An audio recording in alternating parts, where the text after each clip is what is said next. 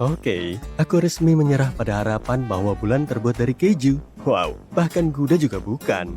Bulan bulat yang mengilap atau pisang yang melengkung atau separuh koin tergantung pada fase yang sedang dilaluinya memiliki lapisan-lapisan berbeda di dalamnya. Sama seperti bumi, salah satu lapisan ini disebut inti dalam.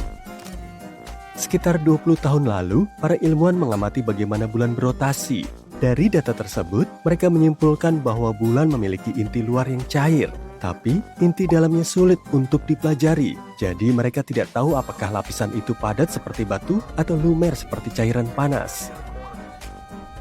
Tapi sekarang, semua sudah lebih jelas. Para astronom telah mengumpulkan data dari berbagai misi, termasuk misi Apollo, di mana para astronot pergi ke bulan dan mengumpulkan informasi secara langsung.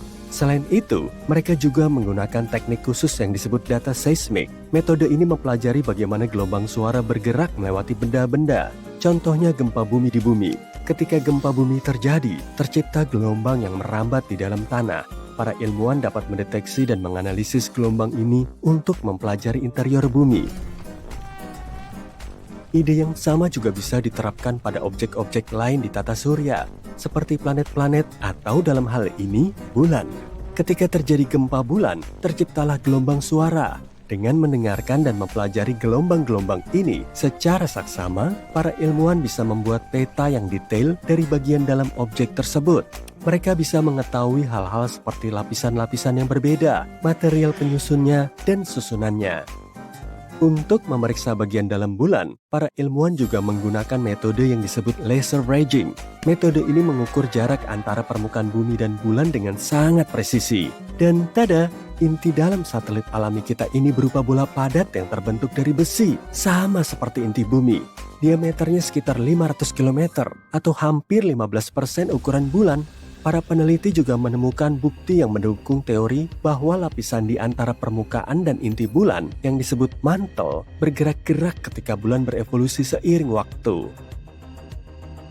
Pergerakan ini disebut pembalikan mantel bulan, dan ini bisa menjelaskan kenapa ditemukan unsur-unsur yang kaya akan besi di permukaan bulan. Material mantel terbawa ke atas, sementara batuan vulkanik tetap berada di kerak bulan.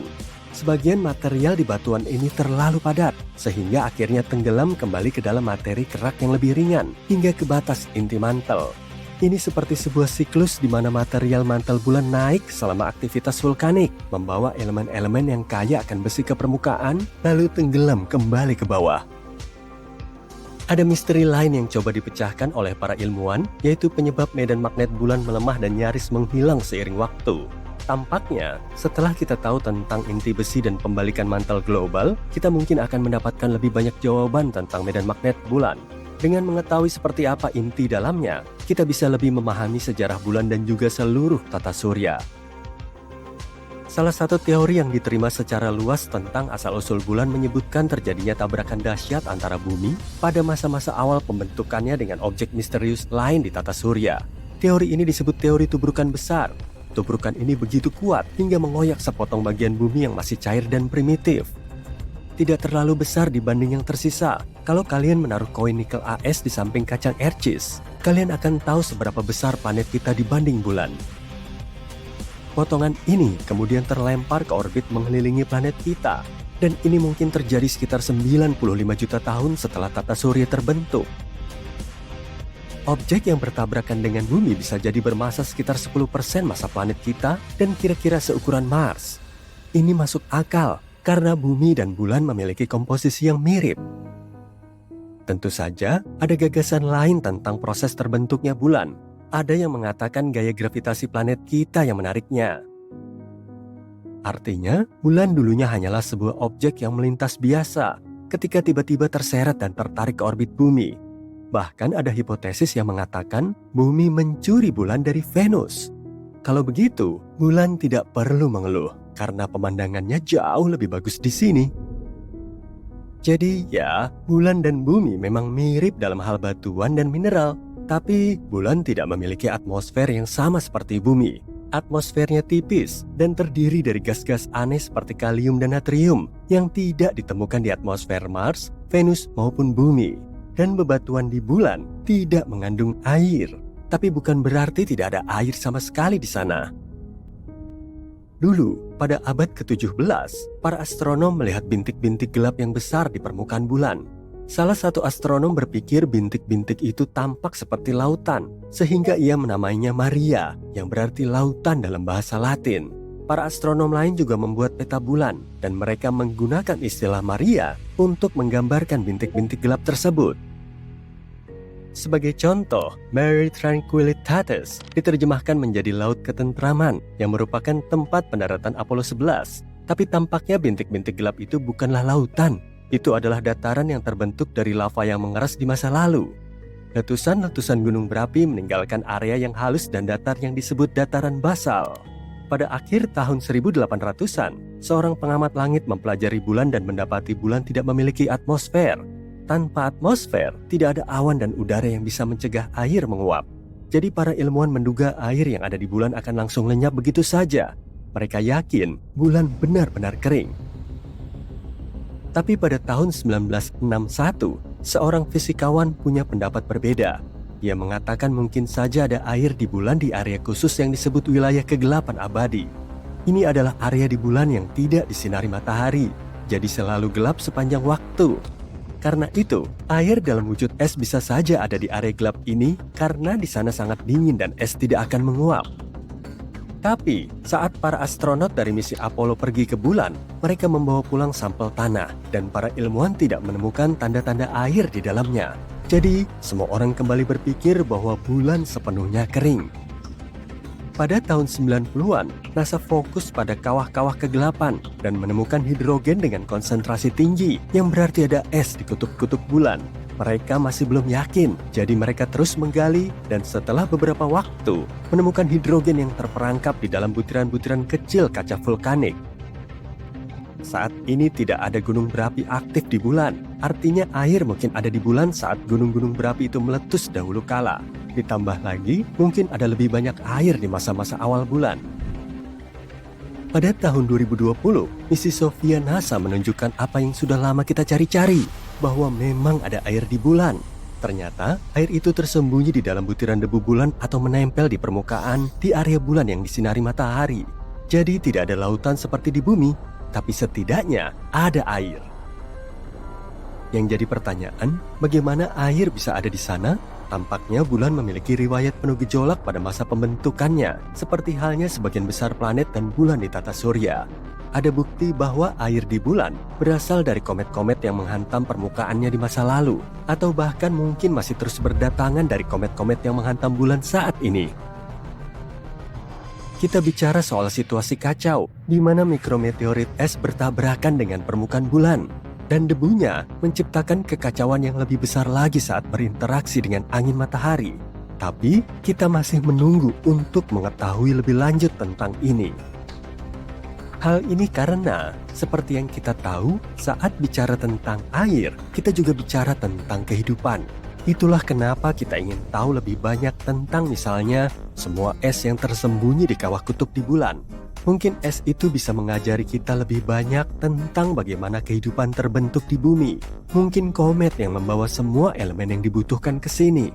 Lalu, bagaimana kalau ada juga elemen-elemen itu yang terjebak dalam es di bulan?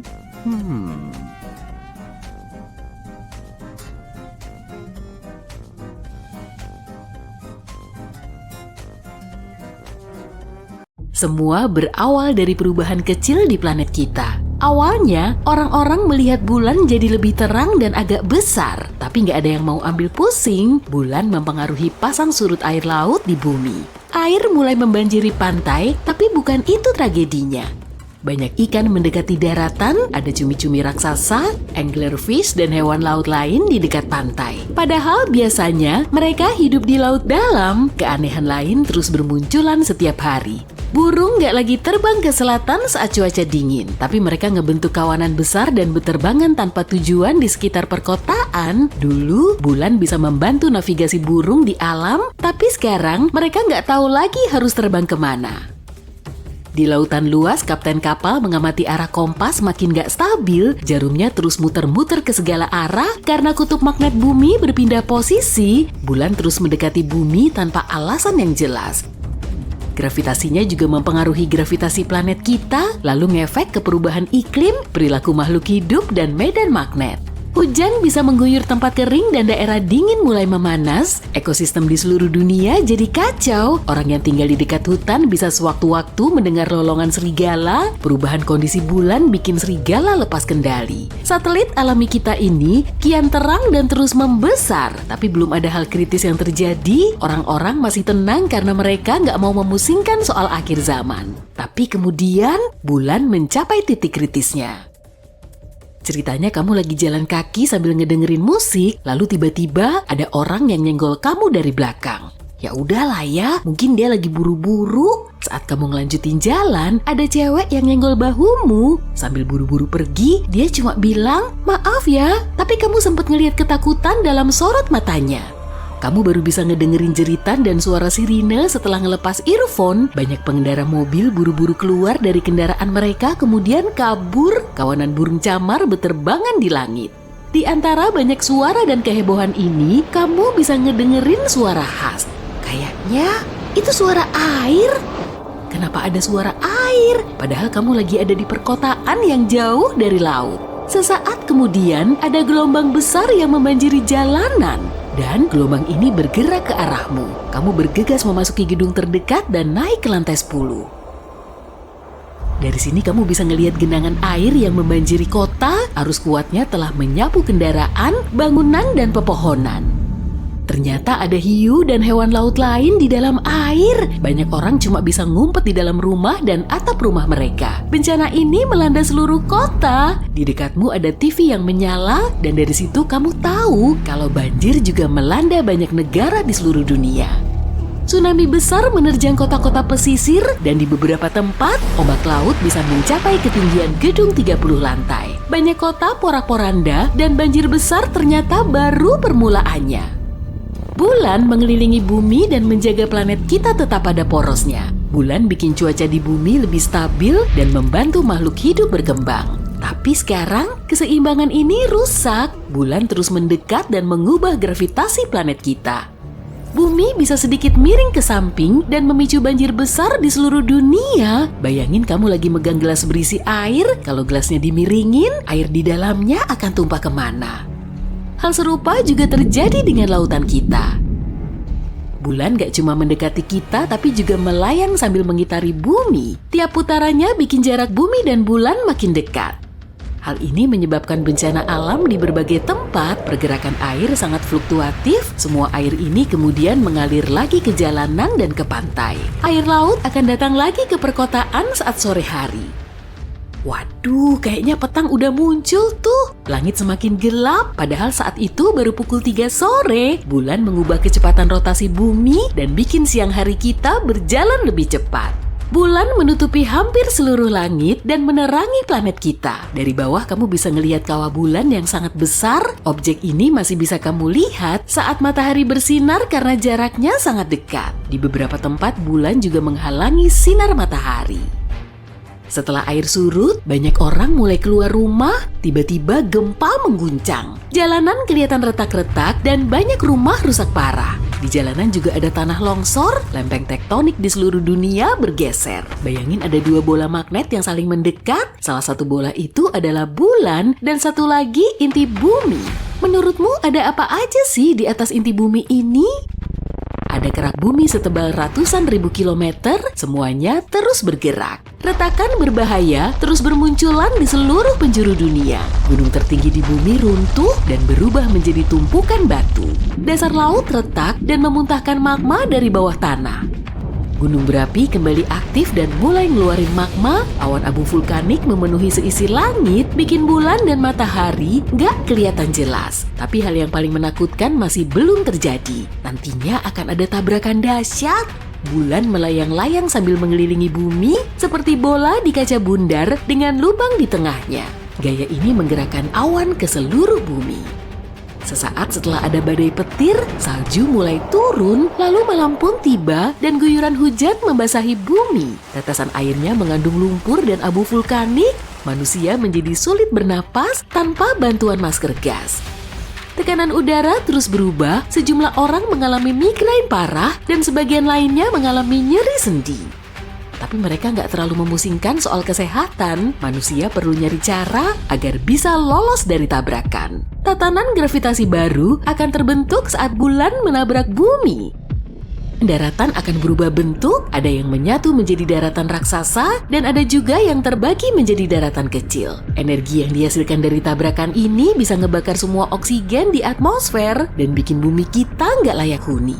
Berlindung di bawah tanah juga nggak bisa, karena gempa bumi berasal dari dalam sana kan? Lalu, manusia mulai memanfaatkan waktu berharga mereka bersama keluarga dan orang terkasih. Bulan terus mendekat, posisinya saat ini cuma sejauh stasiun luar angkasa internasional.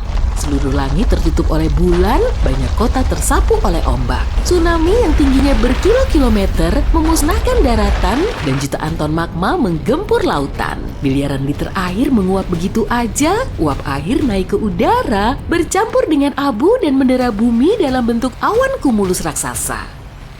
Kamu mulai menerima kenyataan bahwa bumi dalam kehancuran total, tapi bulan kita ngeliatin keanehannya lagi. Di permukaannya ada retakan raksasa, dan perlahan bulan terbelah menjadi dua bagian. Kedua bagian ini hancur jadi bongkahan besar. Bumi kita nggak punya satelit alami lagi. Di angkasa cuma ada bongkahan antariksa. Tapi kenapa hal ini bisa terjadi? Ada celah di sekitar planet kita yang disebut dengan Ross. Di sini gravitasi bumi lebih kuat dari gravitasi bulan. Artinya, gaya yang membuat bulan utuh lebih lemah daripada gaya destruktifnya. Orang-orang bersorak gembira. Batas Ross bisa nyelamatin planet kita. Bulan gak akan nabrak bumi, tapi hancur menjadi bongkahan, lalu ngebentuk cincin di sekitar bumi. Planet kita menjadi kelihatan mirip Saturnus. Sabuk batuan bulan mengelilingi bumi. Bongkahan besar ini menghancurkan semua objek yang menghalanginya, termasuk serpihan antariksa. Satelit nggak bisa berfungsi lagi, manusia kehilangan alat komunikasi dan navigasi. Kita harus memakai peta kertas lagi. Bulan menahan orbit bumi pada sudut tertentu sebelum kejadian ini, dan sekarang kemiringannya telah berubah. Sebagian sisinya menjadi lebih dekat ke matahari dan sisi lainnya semakin gelap. Kutub utara dan Arktik bisa berubah menjadi gurun gersang, khatulistiwa tertutup es, musim dingin dan musim panas bisa berlangsung selama bertahun-tahun. Serpihan bulan melayang-layang di sekitar bumi, tapi ada yang jatuh ke permukaannya. Hujan meteor bulan bisa ngerusak pemukiman dan ninggalin kawah raksasa. Semua peristiwa ini menyebabkan kehancuran masif. Dan kita baru bisa beradaptasi dengan dunia baru ini setelah ratusan ribu tahun.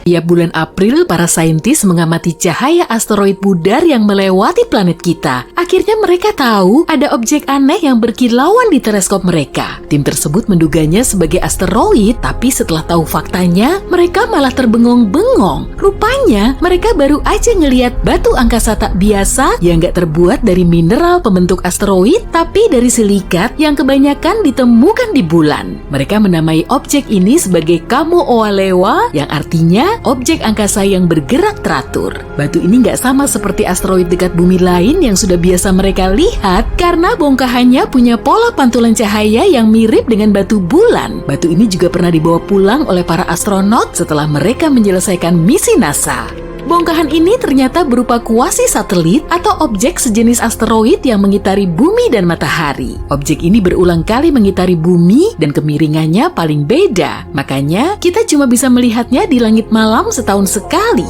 Bongkahan ini juga terlihat suka jaga jarak karena jaraknya dengan bumi minimal selalu 14 juta kilometer atau hampir 40 kali lipatnya jarak bumi ke bulan. Karena sulit terlihat, objek ini diperkirakan cuma bergerak di orbitnya untuk sementara waktu dan sampai di posisinya saat ini sejak 500 tahun yang lalu. 300 tahun lagi, orbitnya kemungkinan akan berubah. Bongkahan serupa juga mungkin ada di ruang angkasa dan minimal ada 3 objek dekat bumi serupa dari tempat yang sama. Para peneliti belum tahu asal-muasalnya, tapi mereka bisa mendalami objek antariksa yang gak biasa ini dengan mengirim pesawat antariksa. Tujuannya untuk ngumpulin dan membawa sampel ke bumi. Badan Luar Angkasa Tiongkok berencana akan merealisasikannya kira-kira 10 tahun lagi. Bulan terbentuk di tengah kekacauan ini. Beberapa teori menjelaskan tentang terbentuknya bulan. Salah satunya mengklaim awalnya bulan hanyalah objek pengembara mirip asteroid. Bulan terbentuk di suatu tempat di tata surya kita, kemudian posisinya terlalu mepet ke bumi hingga ketarik oleh gaya gravitasi planet kita. Teori kedua menyatakan bumi kita berputar sangat cepat hingga sebagian materinya pecah dan mulai mengitari bumi. Salah satu serpihan terbesarnya menjadi bulan. Lalu teori ketiga menjelaskan bulan terbentuk saat planet kita melalui proses pembentukannya sendiri. Tapi teori ini paling banyak diterima saat ini. Bumi pernah bertabrakan dengan planet seukuran Mars, tapi bukan di galaksi yang jauh. Serpihan dan awan debu dari tabrakan kemudian terakumulasi dan mulai mengitari planet kita. Akhirnya, bulan terbentuk di situ. Misi Apollo membawa lebih dari 1/3 ton tanah dan batu dari permukaan bulan. Bebatuan ini menunjukkan kalau bulan dan bumi punya bahan pembentuk yang sangat mirip. Jadi kemungkinan keduanya punya sejarah yang sama. Kalau bulan berasal dari tempat lain dan akhirnya tertarik oleh gaya gravitasi bumi, komposisinya pasti akan berlainan. Selain itu, kalau bulan terbentuk secara bersamaan dengan bumi atau mungkin pernah hancur, maka keduanya akan punya mineral yang sama. Tapi mineral di bulan mengandung sedikit air. Satelit alami kita ini juga banyak mengandung bahan yang terbentuk secara cepat pada suhu tinggi. Selain bulan, beberapa objek di tata surya kita juga punya masa lalu yang misterius. Hippocamp adalah satelit Neptunus yang ditemukan pada 2013. Satelit terkecil Neptunus ini cuma berdiameter 34 km dan letaknya di dekat Proteus, satelit dalam Neptunus yang paling besar. Nah, nama Hippocamp gak diambil dari nama hewan ini ya, meski sama-sama ada hipponya. Para ilmuwan menduga Hippocamp mungkin telah terbentuk dari serpihan yang dihasilkan dari tabrakan Proteus dengan komet. Kalau Hippocamp memasuki orbit Proteus dari tempat lain di tata surya, Proteus pasti sudah menelan atau mendepaknya. Tapi Proteus sendiri nggak termasuk dalam satelit Neptunus generasi pertama. Proteus terbentuk dari sisa-sisa sistem satelit awal di Neptunus. Satelit pertama ini hancur saat Neptunus menangkap Triton yang kini menjadi satelit terbesarnya. Bukti utama yang mengindikasikan tabrakan ini bisa dilihat dari aktivitas orbitnya. Triton mengiringi Neptunus secara terbalik, gak seperti satelit lainnya. Neptunus menangkap Triton dari sabuk Kuiper. Sabuk ini dipenuhi objek dingin dan puing berbatu yang membentang di luar Uranus. Maka Hippocamp termasuk satelit generasi ketiga.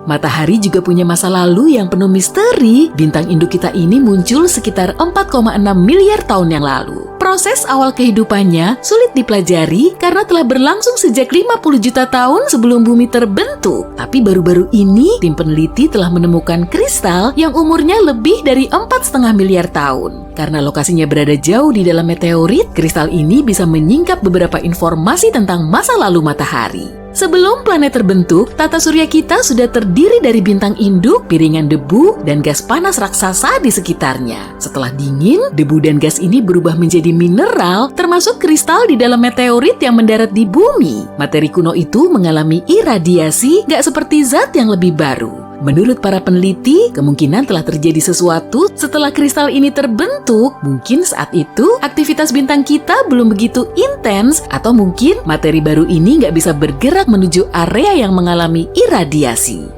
Dengan mengamati planet Katai, kita bisa merunut ke masa lalu tata surya kita. Sekitar 4 miliar tahun yang lalu, gaya gravitasi Jupiter, Saturnus, dan Neptunus menyatu, kemudian menyebabkan asteroid dan komet melesat ke tata surya kita. Akibatnya, planet ini bertabrakan dengan planet lain. Semua planet Katai di sabuk Kuiper seperti Pluto, Eris, Haumea, dan Makemake juga punya bulan sendiri yang kemungkinan telah terbentuk oleh tabrakan kuat. Serpihan es di orbit mirip Haumea bisa membuktikan teori tabrakan purba. Serpihan yang dihasilkan dari tabrakan ini nggak punya energi yang cukup untuk menghindar dari tarikan gravitasi planet Katai.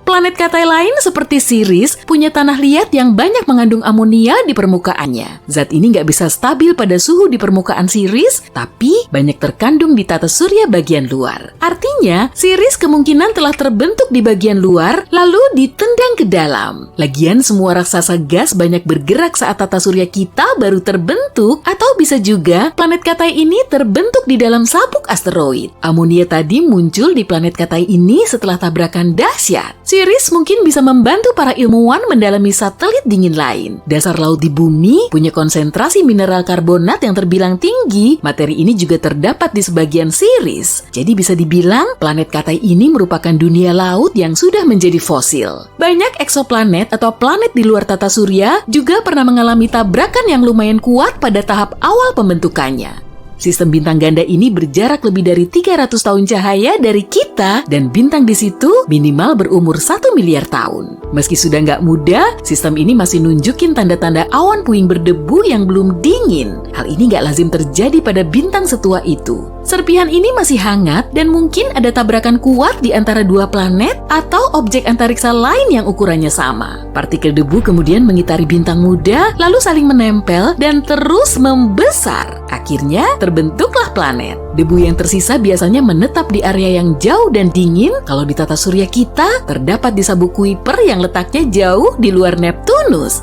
Saat tata surya berevolusi, partikelnya terus bertabrakan hingga menjadi sangat kecil dan akhirnya ketarik menuju bintang terdekat atau malah didepak keluar. Dibandingkan dengan planet lain di tata surya kita, Uranus punya arah rotasi yang lebih miring. Dan kemungkinan planet ini pernah mengalami tabrakan super kuat di masa lalu. Objek langit yang jauh lebih besar dari komet biasa atau yang ukurannya sama telah menghantam Uranus lalu membuatnya miring. Objek itu mungkin berupa planet yang ukurannya 2 kali lipat lebih besar dari bumi. Atau bisa jadi berupa protoplanet. Objek antariksa ini sebagian besarnya terbentuk dari es dan batu di sekitar sang bintang dan kemungkinan akan berkembang menjadi planet dalam waktu dekat. Hasil dari benturan menyelimuti inti Uranus dan mencegah panasnya keluar. Dan hal ini bisa ngejelasin kenapa suhu permukaan Uranus sangat dingin.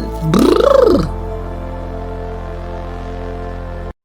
Selain dipenuhi kawah, permukaan bulan juga ternyata punya lubang raksasa unik berupa terowongan. Terowongan ini ditemukan saat pengorbit bulan asal Jepang tengah mengumpulkan data di sekitar lubang bulan, tepatnya di pintu masuknya. Para peneliti mendeteksi pola gema spesifik yang nunjukin adanya area berongga dan mereka juga nemu pola gema lain di sekitar lubang, jadi kemungkinan di situ terdapat banyak terowongan bulan. Ukuran terowongan ini ternyata cukup besar. Satu lapangan sepak bola pasti bakal muat tuh kalau dimasukkan ke dalamnya. Bentuknya juga nggak beraturan dan diameternya sekitar 130 meter. Mereka memperkirakan di bawah permukaan bulan kemungkinan ada gua rahasia atau sistem terowongan yang memukau. Para astronot bisa menjadikan spot ini sebagai tempat berlindung atau malah tempat tinggal bagi koloni manusia di bulan. Tapi belum ada orang yang bisa menetap di bulan lebih dari 3 hari sih, lantaran banyak faktor. Perbedaan suhu bulan sangatlah mencolok, di situ juga nggak ada atmosfer, serta nggak ada medan magnet yang bisa dijadikan sebagai pelindung dari radiasi atau sinar matahari ekstrim. Para astronot memang mengenakan pakaian luar angkasa, tapi daya perlindungannya nggak akan bisa tahan lama. Mungkin mereka perlu berlindung di terowongan lava. Setelah lava dingin, lubang ini akan menghasilkan kerak yang kemudian menebal dan membentuk atap di bagian atasnya. Lava ini memang terus mengalir, tapi setelah berhenti, jalurnya akan mengering dan membentuk terowongan. Di bumi juga ada terowongan lava, tapi ukurannya nggak sebesar di bulan. Ada juga pohon khusus yang diberi nama pohon bulan. Pohon ini berasal dari benih yang dibawa ke bulan, kemudian dikembalikan lagi ke bumi. Dan saat ini, kebanyakan habitatnya ada di Amerika Serikat.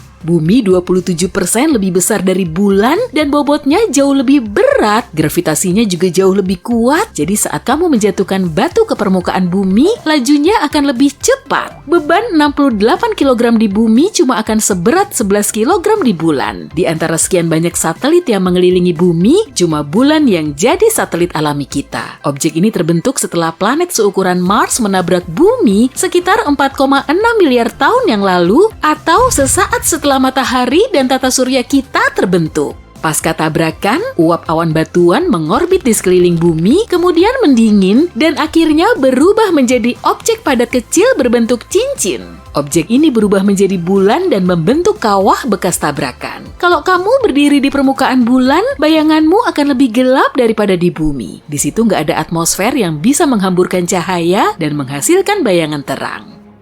Io, salah satu satelit Jupiter, punya ratusan gunung berapi dan letusannya sangat dahsyat. Malah terkadang juga melontarkan gumpalan asap setinggi 400 km ke atmosfer. Letusan ini terjadi karena gravitasinya sangat tinggi, bagian dalam Io meregang dan mengempis saat jaraknya lebih dekat dengan Jupiter, kemudian menjauh lagi. Maka terbentuklah energi yang memicu aktivitas vulkanik sedahsyat itu. Selain planet, benda langit yang lebih kecil juga kadang memiliki satelit. Pada tahun 1993 lalu, para peneliti mendeteksi asteroid yang diameternya 32 km punya satelit berdiameter 1,6 km.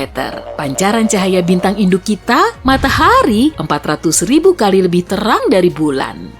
Bulan cuma memantulkan cahaya matahari, jadi nggak bisa memancarkan cahayanya sendiri. Intensitasnya juga bergantung pada posisi bulan, bumi, dan matahari. Satelit alami kita ini berjarak sekitar 32 kali diameter bumi dan jarak terdekatnya sekitar 29 kalinya. Saat langit malam begitu gelap dan cerah, seakan-akan bulan purnama bisa kita raih ya, tapi mustahil juga dong, karena jaraknya sejauh 400.000 kilometer. Di bulan juga ada air loh, tapi bukan berupa genangan atau danau, melainkan butiran es abadi di sisi gelap bulan alias di dekat kutubnya. Menurut para ilmuwan, air di situ sudah ada sejak bulan dan bumi kita masih digempur asteroid dan komet yang memang membawa air berwujud es. Peristiwa ini kemungkinan telah menghasilkan danau dan lautan di bumi, jadi nggak cuma menjatuhkan air es ke permukaan bulan. Penelitian terbaru membuktikan bagian dalam bulan ternyata mengandung air yang bisa naik ke permukaan selama aktivitas vulkanik. Di bumi pun bisa terjadi proses serupa.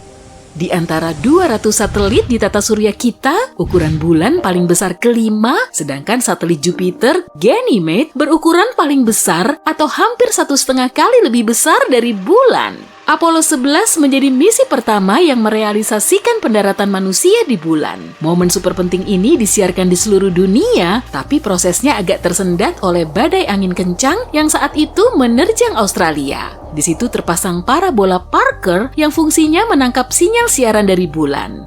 Bulan nggak berbentuk bulat sempurna, tapi agak menyerupai telur dan bagian yang lebih melengkung mengarah ke bumi. Bentuk uniknya ini dipengaruhi oleh rotasinya sendiri.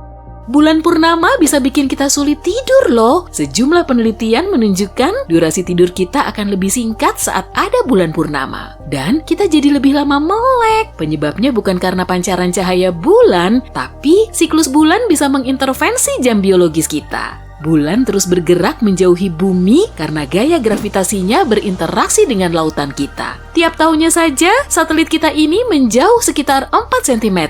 Maka, dalam waktu 600 jutaan tahun ke depan, bulan akan jaga jarak sejauh 23.500 km dari bumi dibandingkan dengan posisinya saat ini. Bertepatan dengan itu, gerhana matahari total nggak akan terjadi lagi.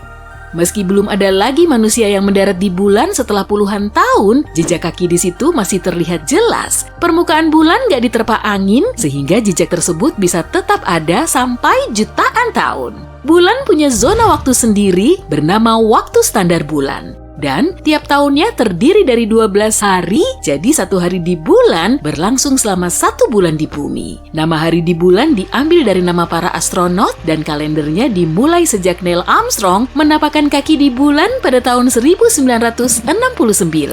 Kemungkinan di salah satu satelit Saturnus terdapat sumber energi yang mendukung kehidupan. Di bawah permukaannya terdapat lautan dan di situ mungkin telah terjadi reaksi kimia yang membantu terbentuknya kehidupan di bumi. Menurut perkiraan, bulan pernah punya gunung berapi aktif selama masa dinosaurus. Lava cair mengeras di permukaannya sejak miliaran tahun lalu, kemudian menghasilkan kawah unik. Tapi gunung berapi ini telah lama menjadi dorman. Gak cuma di bumi, di bulan pun ada gempa. Tapi namanya gempa bulan. Sama seperti di planet kita, kerak bulan juga mengalami perubahan dan pergeseran. Jadi, bulan akan berguncang saat keraknya mulai panas dan memuai. Hal serupa juga bisa disebabkan oleh benturan meteorit. Meski nggak sekuat di bumi, gempa bulan bisa berlangsung lebih lama karena di situ nggak ada cukup air yang mencegah getaran seismik. Karena nggak ada atmosfer, perbedaan suhu di bulan terbilang drastis. Di siang hari, suhunya bisa naik sampai 93 derajat Celcius, tapi suhu di kutubnya kurang lebih minus 240 derajat Celcius. Pada tahun 2019, para astronot mengamati fenomena luar angkasa misterius. Saat itu, bulan melintas di hadapan matahari, tapi tiba-tiba bergerak mundur ke asalnya. Fenomena ini sebetulnya cuma ilusi optik yang bisa kamu alami saat berkendara melewati kendaraan lain yang lebih lambat. Saat kamu maju, kendaraan ini seolah-olah bergerak mundur. Kerak bulan ada yang tebal dan ada yang tipis. Di beberapa area, ketebalannya bisa sampai 60 km, tapi di bagian lain bisa jauh lebih tipis. Warna bulan selalu sama. Setelah menembus atmosfer bumi, cahaya matahari dipantulkan oleh bulan. Lalu mata kita melihatnya sebagai pink atau merah. Terkadang juga ada partikel debu yang terbawa masuk ke atmosfer, dan saat terkena cahaya matahari, warnanya kelihatan oranye. Bulan kita nggak punya sisi gelap, di permukaannya cuma ada sisi jauh yang nggak bisa kita lihat dari bumi. Bulan menghabiskan waktu yang sama saat berotasi pada porosnya dan mengorbit bumi, sehingga kita cuma bisa melihat satu sisinya saja. Semua planet di tata surya kita minimal punya satu satelit, kecuali Merkurius dan Venus. Merkurius lebih ringan dari bumi dan gravitasinya juga lebih lemah, yaitu sekitar 38% dari gravitasi bumi. Makanya, beban seberat 45 kg di bumi akan jadi 17 kg di Merkurius. Selain gravitasinya lemah, posisi Merkurius sangat mepet dengan matahari, jadi nggak akan bisa punya satelit sendiri. Satelit itu malah nanti bisa nabrak Merkurius atau masuk ke lintasannya, kemudian mengorbit matahari. Kalau sudah begini, ia akan tertarik ke dalamnya. Venus kemungkinan besar nggak punya satelit karena posisinya juga terlalu mepet dengan matahari. Woi, bangun woi. Jangan tidur dulu, dengerin deh. Ada sinyal FM 5 detik yang berasal dari salah satu satelit Jupiter. Kamu langsung meraih ponsel untuk memberitahu rekan-rekanmu. Mereka keheranan saat mencerna informasi darimu dan bergegas menuju ke lab. Selama bertahun-tahun, kamu telah bekerja sebagai ilmuwan di probe Juno yang menjelajahi Jupiter. Tapi baru kali ini kamu bisa mengamati fenomena seunik ini. Ganymede merupakan satelit terbesar Jupiter sekaligus yang terjumbo di seantero tata surya kita. Kalau saja nggak ngorbit Jupiter, statusnya akan berubah menjadi planet. Malahan, ukurannya lebih besar dari Merkurius dan Pluto. Tapi uniknya, Ganymede punya medan magnet. Umurnya sudah 4,5 miliar tahun, atau kurang lebih setua Jupiter. Untuk mengorbit planetnya, Ganymede perlu waktu selama 7 hari di bumi. Semua rekanmu sudah mengerumuni laboratorium dan gak sabar ingin menyaksikan rekaman sinyal yang berasal dari luar angkasa itu. Mereka juga ikut menerka-nerka, mencoba mencari tahu sumbernya. Sekitar 40% permukaan Ganymede gelap dan diselimuti banyak kawah, tapi 60% sisanya terang. Di situ terdapat formasi geologi yang mungkin disebabkan oleh aktivitas tektonik atau pelepasan air dari bawah permukaannya. Para ilmuwan telah mendeteksi lapisan oksigen tipis yang terperangkap di atmosfer Ganymede. Suhu di sana sangat dingin, yaitu antara minus 110 sampai minus 130 derajat Celcius. Mereka juga masih belum tahu banyak soal aktivitas dan jenis unsur kimia yang tersimpan di dalamnya. Kemudian, beberapa rekanmu mencoba mensimulasikan kondisi yang sama seperti saat bunyi ini ditransmisikan, lalu menunggu sampai berjam-jam. Tapi hasilnya nihil. Mungkin tadi cuma kebetulan. Kamu langsung menuju sistem kontrol untuk mengaktifkan wahana antariksa Juno. Misi ini bertujuan untuk mengamati gravitasi, medan magnet, atmosfer, dan evolusi Jupiter.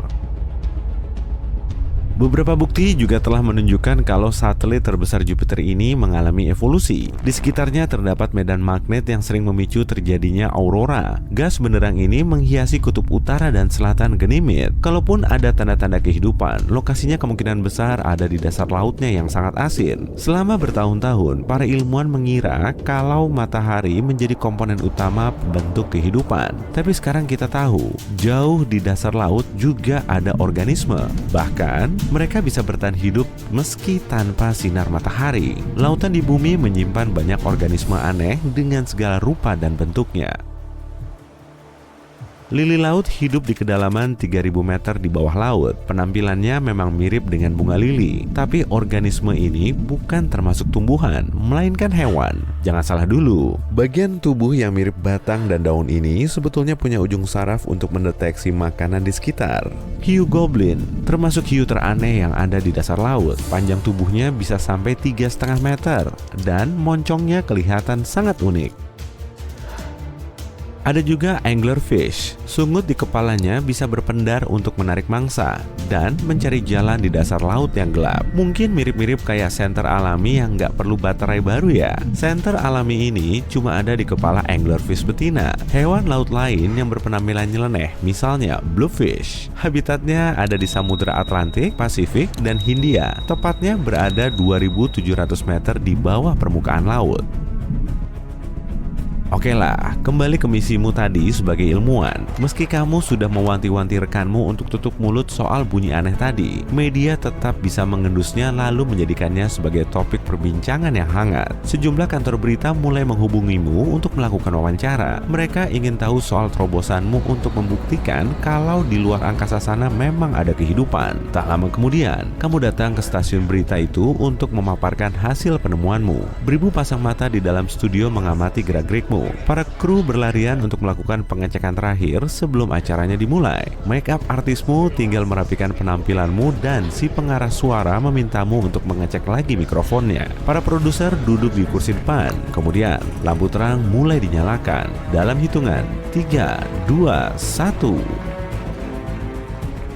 Si pembawa acara memperkenalkanmu ke para penonton. Kemudian, kamu diminta untuk menjelaskan soal bunyi yang kamu dengar. Lalu, kamu mulai memaparkan soal probe antariksa Juno yang mengitari Jupiter. Setelah mengajukan beberapa pertanyaan lain, si pembawa acara akhirnya memberimu pertanyaan yang paling menggelitik. Mungkin nggak sih kalau suara misterius itu berasal dari peradaban lain? Semua penonton seketika terdiam, tapi kamu cuma bisa duduk terpaku karena bingung harus jawab apa.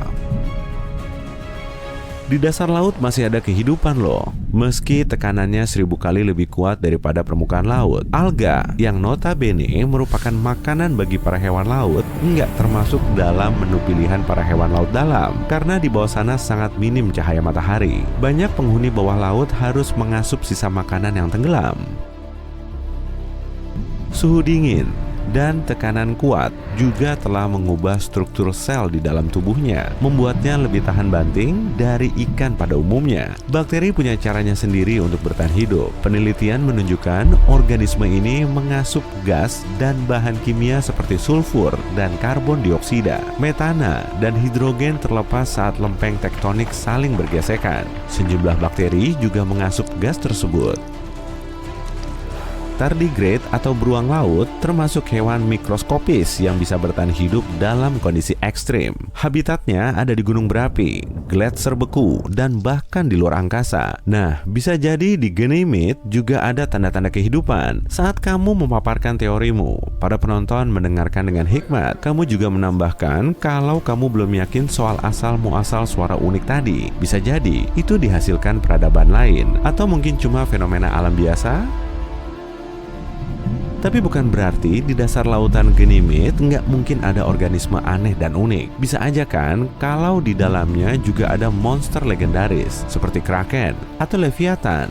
Atau mungkin ada ikan berkepala dua yang bisa berpendar, ikan bertentakel dan bersirip jumbo, kepiting raksasa. Jenis bakterinya juga mungkin sebanyak di bumi. Dan kalaupun ada, tumbuhan di sana kemungkinan sangat kokoh dan bisa menahan suhu sampai 0 mutlak. Hewan yang mendiami satelit Jupiter ini juga mungkin sebesar paus biru atau sekecil plankton. Setelah wawancara, kamu kembali ke lab untuk mengecek rekamanmu lagi. Tapi di tengah perjalanan, ada poster yang menampilkanmu dan tulisan, "Memangnya kita nggak sendirian?" Widih, kamu sudah jadi orang terkenal tuh. Banyak orang mulai memotretmu dan undangan wawancara lain mulai berdatangan. Sejumlah perusahaan majalah sains juga berlomba-lomba untuk menjadikan potretmu sebagai foto sampul majalah mereka. Tiap kali di lab, kamu menunggu-nunggu suara itu muncul lagi. Tapi nihil, kamu juga mulai mengirimkan sinyal dari probe Juno agar bisa berinteraksi dengan sumber suara ini. Tapi semuanya sia-sia. Kamu tertidur lagi di meja kerjamu, tapi tiba-tiba kamu terbangun di tengah malam. Mungkin ada yang sudah kamu lewatkan? Setelah membuat kalkulasi lagi, kamu baru nyadar kalau jawabannya ternyata sudah ada di hadapanmu. Suara itu nggak berasal dari peradaban lain, tapi dari elektron. Tiap planet menghasilkan suaranya sendiri. Nah, suara ini terbentuk saat partikel bermuatan dari angin surya dan magnetosfer planet saling berinteraksi. Fenomena serupa juga terjadi di Ganymede. Elektron di medan magnetnya saling berinteraksi dengan cara yang aneh. kemudian ditangkap oleh probe. Akibatnya, sejumlah frekuensi yang kurang rata makin menguat. Duh, kamu jadi malu sendiri deh. Sebelum fajar menyingsing, kamu segera mengabarkan berita ini ke rekanmu. Agensi yang tadi mewawancaraimu segera bikin pernyataan resmi yang isinya peradaban lain nggak berinteraksi dengan kita. Kamu cuma bisa terduduk di ruang kerjamu sambil menunggu peristiwa yang selanjutnya bakal terjadi. Menurut prediksi, satelit Jupiter lain, Europa, juga bisa menyokong kehidupan. Di dalamnya terdapat inti besi, mantel, dan lautan asin yang volumenya mencapai 2 kali lautan di bumi. Dan sama seperti di Ganymede, lautan Europa berada di bawah kerak es. Para ilmuwan mengklaim kemungkinan Europa juga punya gunung berapi aktif dan sejumlah bakteri tahan banting. Dengan kandungan air, bahan kimia, dan sumber energi spesifik yang cukup, Europa bisa menghasilkan kehidupan. Tapi kemungkinan di sana cuma ada mikroba kecil.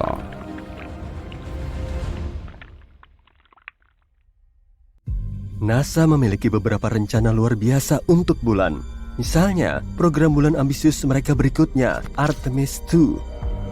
Mereka telah menetapkan tujuan untuk mendaratkan astronot, termasuk wanita pertama dan juga pria berikutnya di bulan pada tahun 2024. Misi Artemis adalah membangun kehidupan yang berkelanjutan di bulan. Mereka berencana untuk membangun gerbang bulan, semacam stasiun ruang angkasa di orbit bulan yang akan berfungsi sebagai titik tolak pendaratan di bulan. Dan jangan lupakan pendaratan bulan yang keren itu. Para ilmuwan sedang mengembangkan roket sistem peluncuran luar angkasa yang akan meluncurkan wahana antariksa Orion yang membawa astronot menuju bulan. Lalu, ada juga sistem pendaratan manusia, pendarat bulan yang akan mendarat dengan lembut di permukaan bulan sehingga para astronot dapat mengeksplorasi dan melakukan eksperimen ilmiah yang menakjubkan. Dan NASA tidak akan pergi sendirian kali ini. Mereka bekerja sama dengan mitra internasional seperti Badan Antariksa Eropa untuk mewujudkan mimpi ke bulan ini. Tapi semua mimpi indah ini bisa saja hancur oleh sesuatu yang tampaknya sangat kecil dan tidak signifikan pada awalnya. Bayangkan ini, tidak ada atmosfer, tidak ada udara untuk dihirup, dan tiba-tiba kabut misterius dan pancaran cahaya muncul saat matahari terbit dan terbenam. Seolah-olah bulan sedang menampilkan pertunjukan langit. Namun, ada sisi lain dari keindahan ini. Selama misi Apollo 17 pada tahun 1962, pemandangan indah ini membuat salah satu astronot NASA, Harrison Smith, bersin dan matanya berair. Dia menyebutnya rinitis alergi bulan. Radang misterius ini menyerang ke-12 orang pejalan kaki di bulan. Mulai dari bersin-bersin hingga hidung tersumbat, para astronot itu mengalami gejala-gejala seperti terserang flu. Butuh waktu berhari-hari sampai reaksi tersebut menghilang. Ketika para ilmuwan mengetahui tentang sinar-sinar ini, mereka menyingsingkan lengan baju dan menyelidiki asal-usulnya. Dan inilah yang mereka temukan. Pita-pita cahaya itu sebenarnya disebabkan oleh sinar matahari yang menyelinap melalui lapisan-lapisan debu bulan yang sangat kecil. Debu itu terdiri dari partikel-partikel kecil dan pecahan kaca yang tajam dan bersembunyi di mana-mana. Dan ternyata debu bulan ini adalah penjahat yang licik. Debu ini membawa banyak sekali masalah. Para astronot yang mendapati diri mereka mengalami gangguan penglihatan hanyalah permulaan. Pengacau ini bahkan melangkah lebih jauh lagi, merusak mesin-mesin yang berharga dan menyebabkan kerusakan elektronik. Debu-debu ini bahkan bisa menimbulkan korosi pada komponen dan berbau seperti mesiu yang terbakar di dalam pesawat ruang angkasa. Astaga! Ia menempel pada segala sesuatu, melapisi permukaan seperti selimut yang nakal. Ia bisa menyumbat peralatan, masuk ke dalam mesin-mesin yang halus, dan bahkan mengacaukan pakaian antariksa para astronot. Pada tahun 1962, keadaan menjadi sangat kacau lagi. Para astronot Apollo 17 menghadapi mimpi buruk. Setelah hanya 22 jam melenggang di permukaan bulan, pakaian antariksa mereka mengalami kerusakan yang tidak dapat diperbaiki. Ya, kamu tidak salah dengar, tidak bisa diperbaiki. Debu mengurangi mobilitas para astronot, membuat mereka lebih sulit untuk bergerak dan melakukan moonwalk dengan anggun. Dan sekeras apapun mereka berusaha membersihkannya, debu itu tetap menempel, membuat kondisi pakaian antariksa jadi memprihatinkan. Jadi, begitulah, ada beberapa tantangan serius untuk misi ke bulan di masa depan.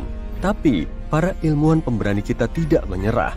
Untuk memecahkan masalah ini, mereka harus memahami bagaimana debu bulan terbentuk dan kenapa debu itu sangat lengket. Mereka menemukan bahwa semuanya berawal dari tumbukan meteorit. Ketika menabrak bulan, batu-batu angkasa ini menghasilkan debu halus yang memenuhi udara. Kadang-kadang, tumbukan ini bahkan menyebabkan mineral meleleh, membentuk pecahan-pecahan kaca tajam yang bercampur dengan debu. Pantas aja permukaan bulan seperti itu. Debu tersebut juga mengandung silikat, bahan yang biasa ditemukan di planet-planet vulkanik. Menghirup silikat bisa menyebabkan masalah paru-paru yang serius bagi para penambang di bumi. Jadi bisa dibayangkan masalah yang bisa ditimbulkannya di bulan. Sebuah penelitian baru-baru ini menemukan bahwa 1 sendok debu replika bulan saja sudah cukup beracun untuk menghancurkan hingga 90% sel paru-paru dan otak yang terpapar debu tersebut. Tapi, keadaan bisa lebih buruk lagi. Gravitasi rendah di bulan membuat partikel-partikel kecil itu bisa melayang-layang lebih lama dan masuk lebih dalam ke paru-paru. Bayangkan menghirup partikel yang 50 kali lebih kecil dari rambut manusia selama berbulan-bulan, jelas masalah besar. Di permukaan bulan, keadaannya sedikit berbeda dengan di sini. Tidak ada hujan badai atau hembusan angin kencang yang menerbangkan debu-debu ini. Juga tidak ada atmosfer yang melindungi permukaannya. Jadi, tanpa adanya kekuatan alami angin dan erosi air seperti yang kita alami di bumi, partikel-partikel kering ini tetap bertahan.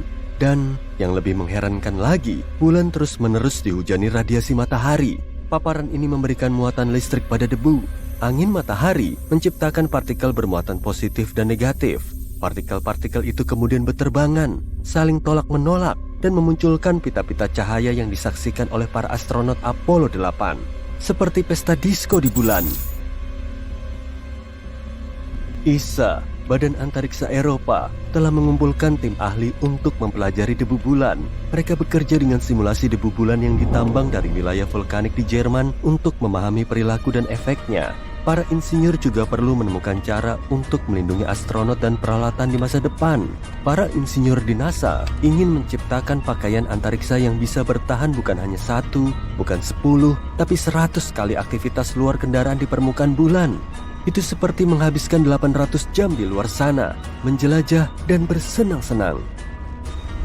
Selain itu, NASA memprakarsai tantangan ide terobosan dan inovatif pada tahun 2021.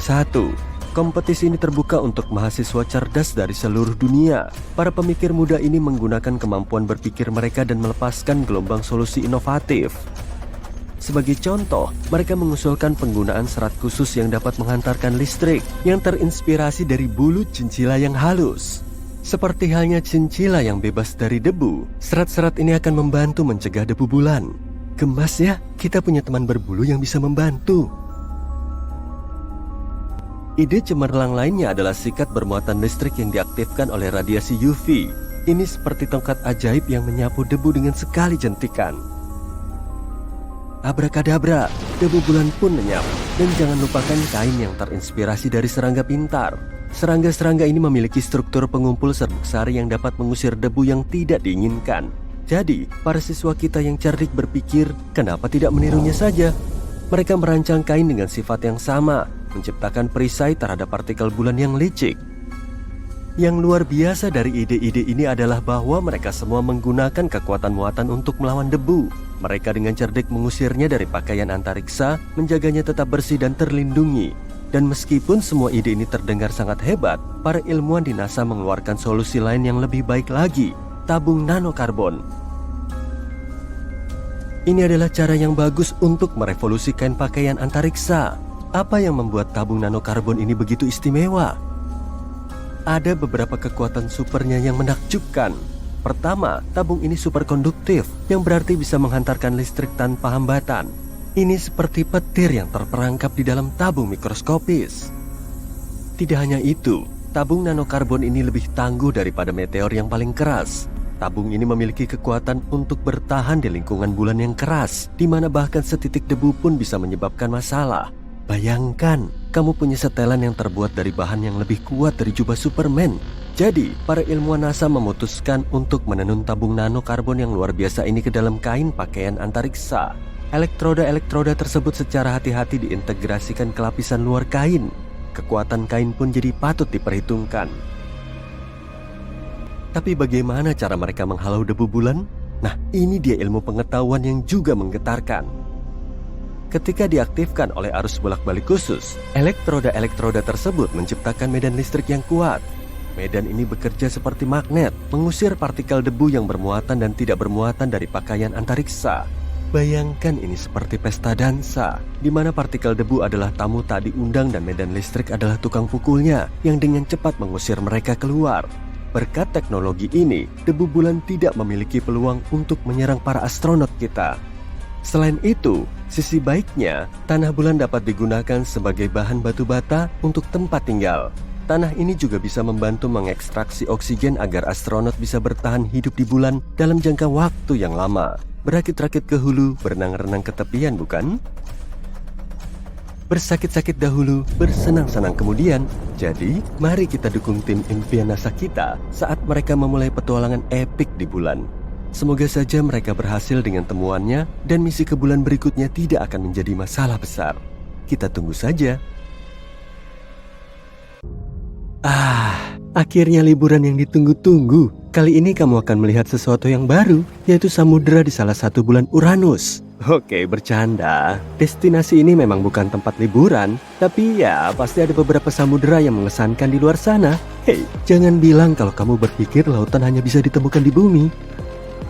Tapi sebelum menyelami lautan di bulan-bulan Uranus, mari kita bahas dulu tentang Uranus itu sendiri, planet ke-7 dari matahari dan yang terkeren di tata surya. Planet ini memiliki 27 bulan dan 4 diantaranya mungkin secara teknis punya lautan. Jumlah itu lebih banyak dari teman yang dimiliki kebanyakan orang. Semua bulan ini seperti miniaturnya Uranus, miring pada sudut yang sama dengan planet induknya, tepatnya 98 derajat. Dan Uranus sangat unik karena mengorbit matahari dengan posisi miring. Itu berarti khatulistiwanya hampir berada pada sudut yang tepat dengan orbitnya. Berani juga dia. Tapi kenapa ya Uranus bisa seperti itu? Menurut sebagian astronom, hal ini terjadi karena planet ini terlempar ke samping akibat tabrakan dengan planet lain. Tabrakan itu mungkin yang menyebabkan terbentuknya bulan-bulan Uranus. Fakta menarik, bulan-bulan tersebut memiliki nama-nama yang cukup unik. Alih-alih tokoh-tokoh mitos, sebagian besarnya dinamai berdasarkan nama tokoh-tokoh Shakespeare. Ya, siapa yang butuh Zeus kalau ada Juliet dan Desdemona? Menemukan bulan-bulan ini tidaklah mudah. Bulan-bulan ini sangat gelap dan terletak miliaran kilometer jauhnya dari matahari. Ini seperti mencari jarum di tumpukan jerami. Jarumnya pun lebih kecil dari jari kelingkingmu. Ke-27 satelit ini dibagi menjadi 3 kelompok, 13 satelit dalam, 5 satelit utama, dan 9 satelit tak beraturan. Yang tidak beraturan adalah pemberontak dengan orbit retrograde, sementara yang lainnya prograde dan mengikuti Uranus. Bulan-bulan besarnya yakni Miranda, Ariel, Umbriel, Titania, dan Oberon, dan semuanya berada di bidang ekuator Uranus dan berbentuk bulat. Semuanya punya kawah, ngarai, dan tebing. Wow! Bulan-bulan ini juga terbentuk dari tumbukan raksasa yang memiringkan Uranus pada porosnya. Itu sebabnya semua bulan itu juga miring. Dan karena kemiringannya itu, bulan-bulan tersebut memiliki siklus musim yang aneh seperti halnya Uranus. Tapi kita belum menemukan semua bulan Uranus. Bulan-bulan kecil yang tidak beraturannya tersembunyi dan sulit dideteksi. Jadi siapa tahu, mungkin masih banyak lagi yang ada di sana. Tapi mari kita bahas hal yang lebih keren lagi, yaitu terbuat dari apa bulan-bulan ini. Kami tidak sepenuhnya yakin, tapi kami pikir bulan-bulan itu terbuat dari batu dan es. Miranda adalah yang paling dingin, sedangkan bulan-bulan bagian dalam mungkin hanya berdebu. Dan yang di luar orbit Oberon, kemungkinan besar itu adalah asteroid yang tertangkap yang bisa jadi berbatu atau es atau entah apa lagi. Tapi inilah yang membedakan bulan-bulan Uranus dengan bulan-bulan lainnya. Semuanya miring seperti Uranus. Sungguh luar biasa. Menjelajahi bulan-bulan ini bisa mengajari kita banyak hal tentang bagaimana dunia samudera terbentuk dan tetap aktif. Titania adalah bulan terbesar di Uranus, tapi ukurannya masih kurang dari setengah ukuran bulan bumi dengan diameter sekitar 1.600 km. Titania juga merupakan bulan terberat ke-8 di tata surya. Namanya diambil dari nama Ratu Peri dalam cerita A Midsummer Night's Dream. Titania berwarna abu-abu dan memiliki beberapa bercak mengkilap yang menurut para ilmuwan adalah embun beku. Titania terbuat dari campuran es dan batuan, sama seperti bulan-bulan lain yang dekat dengan Uranus. Oberon adalah bulan terbesar Uranus berikutnya, dinamai sesuai dengan nama Raja Peri dalam drama Shakespeare. Ukurannya hampir sama dengan Titania dan juga memiliki komposisi setengah es dan setengah batu. Tapi permukaan Oberon jauh lebih berkawah daripada bulan-bulan Uranus lainnya. Umbriel dan Ariel adalah bulan terbesar ketiga dan keempat di Uranus dengan diameter masing-masing 1168 km dan 1156 km. Umbriel dinamai berdasarkan nama roh jahat dalam sebuah puisi kuno dan merupakan bulan paling gelap di antara bulan-bulan besar Uranus. Umbriel hanya memantulkan 16% cahaya yang mengenainya. Para ilmuwan tidak tahu kenapa bulan ini sangat gelap, tapi mereka menduga cincin terang di sekeliling kawahnya mungkin disebabkan oleh endapan es. Ariel adalah yang paling terang di antara bulan-bulan besar Uranus dan memantulkan lebih dari sepertiga cahaya yang mengenainya. Namanya diambil dari nama tokoh dalam puisi pop dan drama Shakespeare. Ariel terlihat seperti bulan termuda karena hanya memiliki beberapa kawah kecil dari tabrakan baru-baru ini. Miranda adalah yang terkecil dari semua bulan besar dengan diameter sekitar 470 km. NASA mengatakan bahwa Miranda terlihat seperti terdiri dari bagian-bagian tubuh yang berbeda, seperti monster Frankenstein. Miranda memiliki 3 fitur besar khas yang disebut korona. Korona ini berkawah ringan dengan punggung bukit dan lembah dan terpisah dari bagian Miranda yang lebih tua dan berkawah berat dengan batas-batas yang tajam. Miranda juga memiliki ngarai raksasa yang kedalamannya 12 kali lebih dalam dari Grand Canyon. Para ilmuwan tidak tahu kenapa Miranda memiliki fitur-fitur yang berbeda, tapi salah satu teorinya adalah karena Miranda hancur akibat tabrakan besar dan kemudian disatukan kembali dalam keadaan miring. Semua bulan besar Uranus ini terjebak menghadap Uranus sepanjang waktu, sama seperti bulan bumi. Uranus memiliki beberapa fitur yang sangat menarik, tapi sistem cincinnya yang paling menarik. Dan tahu nggak, bulan-bulan si raksasa es ini ternyata punya andil dalam membentuk cincin-cincin itu.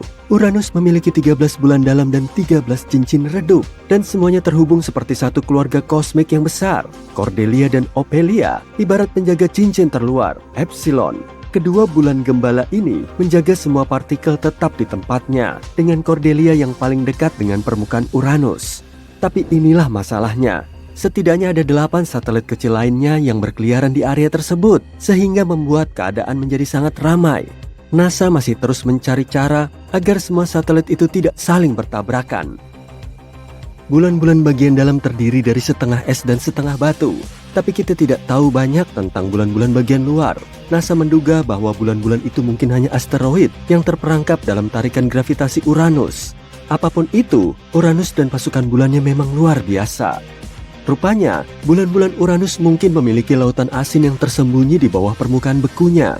Dan yang terjauh dari Uranus, Titania dan Oberon bisa jadi memiliki lautan sedalam 48 km. Itu lebih dalam dari Palung Mariana. Tapi Ariel dan Umbriel pun bisa jadi punya lautan sedalam 30 km. NASA menggunakan pemodelan komputer yang canggih dan melihat kembali data dari wahana Voyager 2 yang diluncurkan pada tahun 1977 untuk mengetahui susunan dan struktur bulan-bulan ini. Mereka menemukan bahwa Titania cukup besar untuk menyimpan panas internal dan mencegah lautan yang membeku. Tapi, bulan-bulan lain mungkin juga punya kesempatan untuk punya lautan yang hangat. Para peneliti menemukan sumber panas potensial di mantel batuan bulan-bulan itu yang bisa melepaskan cairan panas dan menjaga lautan tetap hangat. Dan kamu tahu, lautan-lautan itu bahkan mungkin cukup hangat untuk mendukung kehidupan.